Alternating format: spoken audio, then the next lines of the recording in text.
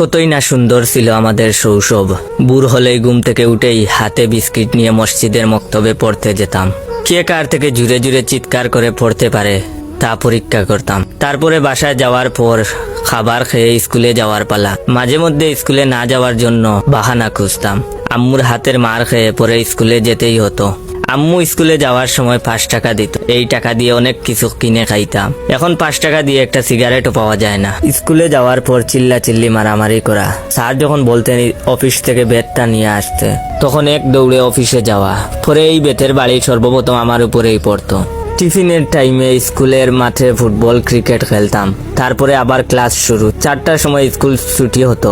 বৃষ্টির দিন হলে বৃষ্টিতে ভিজে ভিজে বাসায় আসতাম জ্বর ওঠার জন্য, যাতে পরের দিন স্কুলে না যাওয়া লাগে। বাসায় এসেই বইয়ের ব্যাগটা রেখে খাবার না খেয়েই একটা দৌড় দিতাম খেলার মাঠের উদ্দেশ্যে। সেখানে গিয়ে ফুটবল ক্রিকেট খেলতাম। মাগরিবের আজানের সাথে সাথে বাসায় চলে আসতাম। গোসল করে পড়তে বসতাম।